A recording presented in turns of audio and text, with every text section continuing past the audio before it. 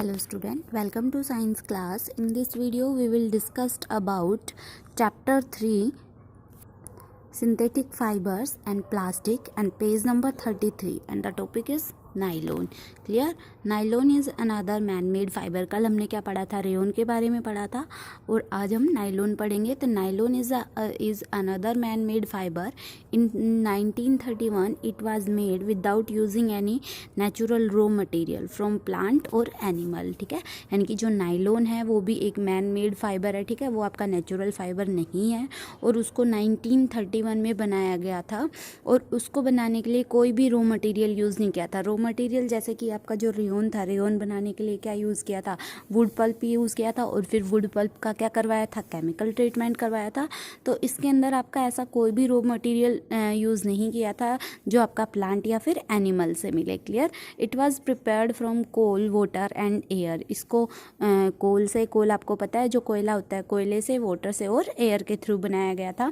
It was the first fully synthetic fibre. और ये जो था ये कम्प्लीटली क्या था आपका, सिंथेटिक फाइबर था. ठीक है, सिंथेटिक यानी कि कम्प्लीटली मैन मेड था. इसमें आपका जो रेयोन था वो कम्प्लीटली सिंथेटिक इसलिए नहीं था क्योंकि वो किससे बना था, आपका वुड पल्प से बना था. ठीक है, और जो वुड पल्प है वो तो क्या होती है आपकी नेचर से मिलती है, नेचुरल होती है. ठीक है. Nylon fibre was strong, elastic and light. जो नाइलॉन फाइबर होता है वो मजबूत होता है, काफ़ी स्ट्रॉन्ग होता है और इलास्टिक. और इलास्टिक यानी कि जैसे आपका जो लास्टिक होता है, स्ट्रेचेबल जो चीज़ होती है, ठीक है, वो क्या होती है आपकी इलास्टिक होती है और साथ में वेट में लाइट. लाइट का मतलब होता है कि वेट में हल्का होता है. ठीक है.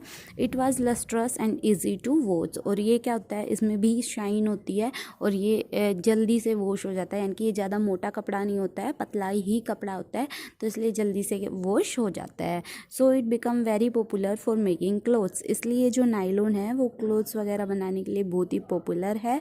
We use many articles made from nylon such as socks, ropes, tents, toothbrush, car seat, belts, sleeping bags, curtain etcetera.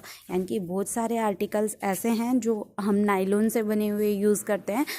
जैसे कि आपकी सॉक्स हो गई, रस्सियाँ हो गई, टेंट वगैरह, टूथब्रश वगैरह.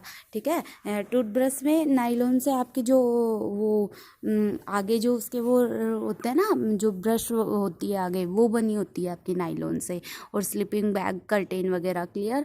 नाइलॉन इज़, अब यहाँ पे देखो ये बूझो कुछ पूछ रहा है कि is nylon fibre really so strong that we can make nylon parachutes and rope for rock climbing. ठीक है, यानी कि बूझो पूछ रहा है कि ये जो नाइलॉन है क्या ये सही में इतना स्ट्रॉन्ग होता है क्या कि हम इससे क्या बना सके, पैराशूट बना सके.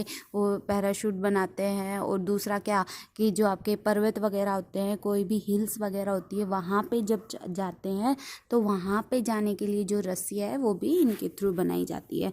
क्लियर. ये पूछना चाह रहा है. ठीक है, तो अभी मैंने आपको बताया नाइलॉन क्या होता है, आपका स्ट्रॉन्ग फाइबर होता है. ठीक है, तो अब यहाँ पे देखो nylon also used for making parachutes and rope for rock climbing. A nylon thread is actually stronger then A steel wire. कि जो नाइलॉन का थ्रेड है उससे आपके पैराशूट बनते हैं और जो माउंटेन्स वगैरह होते हैं उन पे जो जाते हैं वो जो रस्सियाँ हैं वो बनती है. ठीक है. जो नाइलॉन थ्रेड होता है वो आपका जो स्टील की जो वायर होती है उनसे भी क्या होता है, स्ट्रॉन्ग होता है. ठीक है. अब यहाँ पे आपकी एक एक्टिविटी दी हुई है, एक्टिविटी 3.1 यहाँ पे दी हुई है आपकी. ये एक्टिविटी 3.1 क्या बोल रहा है, एक्टिविटी 3.1 में कह रहा है कि take an iron stand with a clamp, take a cotton thread. ये देखो यहाँ पे ये आपकी पिक्चर है ना, इस पिक्चर में आपको दिखाई दे रहा होगा ये जो है ये आपका क्या है, एक आयरन स्टैंड है. ठीक है. ये जो आयरन स्टैंड है यानी कि ये इसी टाइप का होता है और ये इसका जो है इसको बोलते हैं क्लैम्प. ठीक है, ये इसको क्या करता है, पकड़ता है. इसको आयरन स्टैंड भी बोल सकते हैं और या क्लैम्प स्टैंड भी बोल सकते हैं. अब take a cotton thread of about 60 centimetre length, tie it to the clamp so that it hangs freely from it as shown in figure 3.5 and at the free end suspended.